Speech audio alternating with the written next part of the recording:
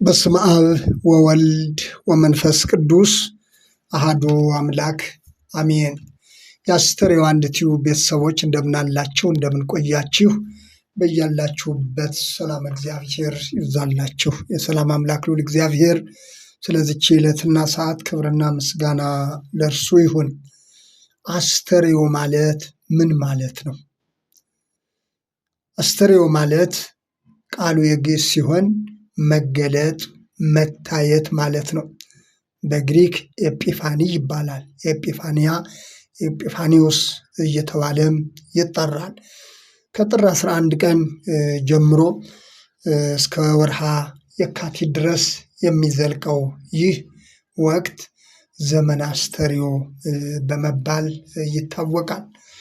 እንግዲህ ትልቁ ይሄ አስተርእዮ ወይም መገለጥ የተባለው ክርስቶስ ሥጋ በመልበስ ወደ ምድር በመምጣቱ የተገለጠውን ምስጢር የሚያስረዳ ነው። ጌታ ሲጠመቅ የእግዚአብሔር አብ፣ የእግዚአብሔር ወልድ፣ የእግዚአብሔር መንፈስ ቅዱስ አንድነትና ሦስትነት ተገልጧል። ይህ ለዘመናት ተሰውሮ የነበረው ምስጢር በክርስቶስ ሰው መሆን ስለተገለጠ አስተርእዮ የሚል ስያሜ ይዞ እናገኛለን። እግዚአብሔር አብ የምወደው ልጄ ይህ ነው፣ እርሱን ስሙት ብለዋል። መንፈስ ቅዱስም በርግብ አምሳል በክርስቶስ ላይ ሲወርድ ታይተዋል። ይህ ሁሉ የእግዚአብሔር አንድነትና ሦስትነት የተገለጠበት ምስጢር ነው።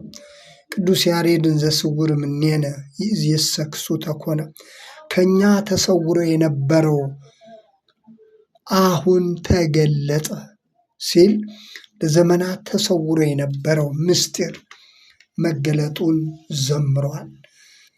ቅዱስ ኤፍሬም ደግሞ በውዳሴ ማርያም ድርሰቱ ላይ ኑ ይህን ድንቅ እዩ ሲል ቅዱስ ኤፍሬምም በውዳሴ ማርያም ድርሰቱ ላይ ኑ ይህን ድንቅ እዩ፣ ስለተገለጠልን ምስጢር ምስጋና አቅርቡ።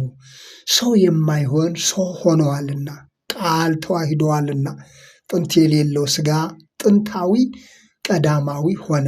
ዘመን የማይቆጠርለት መለኮት ዘመን ተቆጠረለት። የማይታወቅ ተገለጠ፣ የማይታይ ታየ።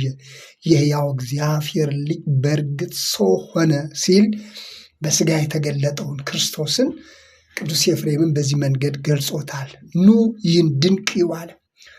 የክርስቶስ መገለጥ መታየት ያለበት ጉዳይ ስለሆነ በእርግጥ የክርስቶስ መገለጥ በእኛ ሕይወት እንዴት ነው የተገለጠው የሚለውን በሌላ ርዕስ እመለስበታለሁ። ይህን ምስጢር እዩ ነው ያለው። ስለተገለጠልን ምስጢር እዩ፣ ደግሞ ምስጋና አቅርቡ። ሰው የማይሆነው ሰው ሆነዋል፣ ቃል ተዋሂደዋልና። ጥንት የሌለው ሥጋ ጥንታዊ ቀዳማዊ ሆነ። ዘመን የማይቆጠርለት መለኮት ዘመን ተቆጠረለት። ይህ ሁሉ እንግዲህ በተገለጠው አስተርእዮ በምንለው በሥጋ በተገለጠው በክርስቶስ የሆነ ጉዳይ ነው። ክርስቶስ ሲወለድ መላእክትና እረኞች በአንድ ላይ ሆነው ስለተገለጠው ምስጢር እግዚአብሔርን አመስግነውታል። ስለተገለጠው ምስጢር ለዘመናት ተሰውሮ የነበረው ምስጢር በክርስቶስ ስለተገለጠ መላእክትና እረኞች እግዚአብሔርን አመስግነውታል። ስብሐት ለእግዚአብሔር በአርያም በማለት በአርያም ለእግዚአብሔር ክብር ይሁን በማለት መላእክትም የተገለጠውን ምስጢር አይተው አመስግነውታል። ከማመስገን ውጭ አይተውት የማያውቁትን እግዚአብሔርን እግዚአብሔር ወልድን በዓይናቸው አይተው ተደነቁ፣ አመሰገኑ። ሐዋርያው ቅዱስ ጳውሎስ በሥጋ የተገለጠ በመንፈስ የጸደቀ ለመላእክት የታየ ሲል አንደኛ ጢሞቴዎስ ምዕራፍ 6 ላይ እንደገለጸው ለመላእክት የታየ፣ መላእክት እንኳን አይተውት የማያውቁትን እግዚአብሔርን በሥጋ ተገልጠው አዩት። ሐዋርያው ጴጥሮስ መላእክት ሊያዩት ይመኙ እንደነበር ጽፏል። መላእክትም እግዚአብሔርን ለማየት ይመኙ ነበር። እንደ ምኞታቸው አስተርእዮ በምንለው በክርስቶስ መገለጥ መላእክትም እግዚአብሔርን አይተው አመሰገኑ፣ አከበሩት። ይህ የተገለጠው ክርስቶስ እኛም በሕይወታችን እናየው ዘንድ እንደተገለጠ ማየት፣ ይህንን እውነትም ማወቅ ይገባናል። ስለ አስተርእዮ ስናወራ፣ ስለ መገለጡ ስናወራ ይህ መገለጥ በእኛ ሕይወት ይገለጥ ዘንድ እርሱ በሥጋ የተገለጠው እኛም በሕይወታችን እናየው ዘንድ እንደሆነ ማወቅ አለብን። እንዴት ነው የምናየው? እንዴት ነው በእኛ ሕይወት የተገለጠው የሚለውን ቀደም ብዬ እንዳነሳሁት በሌላ ርዕስ የምመለሰው ይሆናል። ሐዋርያው ቅዱስ ጳውሎስ ለእምነት በመታዘዝ ይሆን ዘንድ ለአሕዛብ ሁሉ የታወቀ ምስጢር እንደተገለጠ መጠን ይላል። ለእምነት በመታዘዝ ይሆን ዘንድ ለአሕዛብ ሁሉ የታወቀ ምስጢር እንደተገለጠ መጠን ክርስቶስ በሥጋ ተገለጠ ስንል በእያንዳንዳችን ሕይወት በእምነት በመንፈስ በመታዘዝ የምናየው ምስጢር መሆኑን ልናስተውል ያስፈልጋል። ዛሬም እያንዳንዳችን ማየት ያለብን ይህንን ምስጢር ነው። ይህንን የተገለጠውን ምስጢር ቅዱስ ኤፍሬም ኑ ይህን ድንቅ ተመልከቱ እንዳለው ይህንን እያንዳንዳችን ልናየው ያስፈልጋል። የተገለጠውን ምስጢር፣ ይኸውም በእምነትና በመታዘዝ የሆነ ምስጢር፣ በሥጋ የተገለጠውን ምስጢር፣ ለሁላችንም ይገለጥ ዘንድ የተገለጠውን ምስጢር። ይህን ምስጢር እንዴት ነው ማወቅ የሚቻለው የሚለውን በቀጣዩ ክፍል ይዤላችሁ የምመጣ ይሆናል።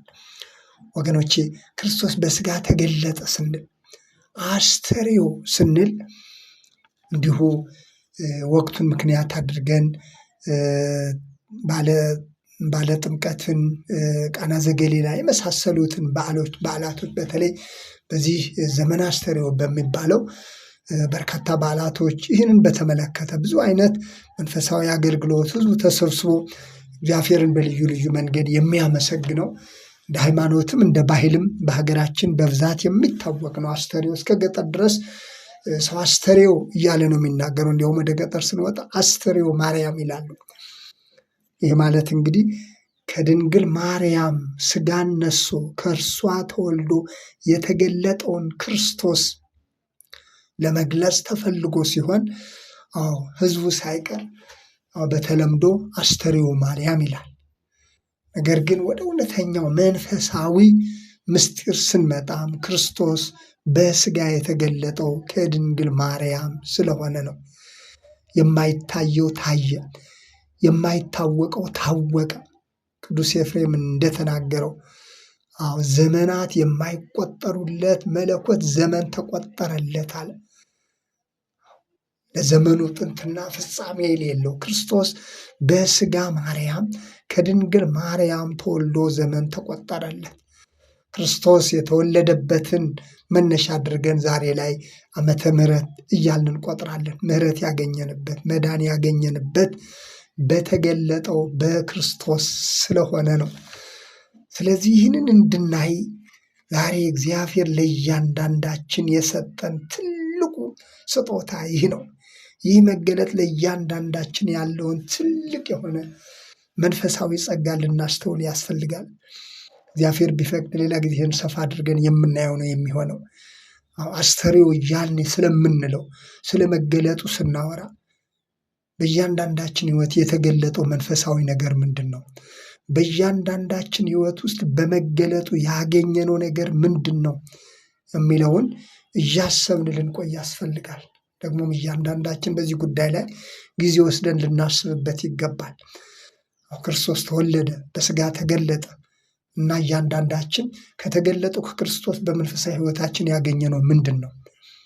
አግኝቻለሁ በሕይወቴ እርሱ በእኔ ሕይወት ውስጥ ስለተገለጠ፣ እርሱ በሥጋ ስለተገለጠ ይህ ሆኖልኛል ብለን የምንለውን ነገር እያንዳንዳችን እንደ ክርስቲያን ልናስብበት ይገባል።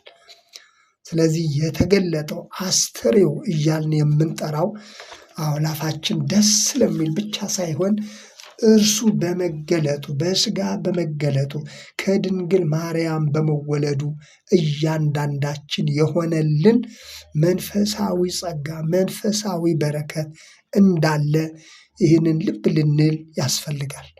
አለበለዚያ ግን እንዲሁ ብቻ የተለመደ ህዝቡ እንደዚሁ ጥምቀትና ቃና ዘገሊላን ወጥቶ አክብሮ እንደሚመለሰው ነጭ ልብስ ለብሶ ብቻ በዓሉን እንደሚያከብረው እንደዛ ብቻ ሳይሆን በእያንዳንዳችን መንፈሳዊ ህይወታችን እንደ ክርስቲያን ክርስቶስን እንደሚያምን ሰው በእያንዳንዳችን የተገለጠውን መንፈሳዊ ጸጋና መንፈሳዊ በረከት ልብ ልንል ያስፈልጋል። ስለነበረን ጊዜ የእግዚአብሔር ስም የተመሰገነ ይሁን።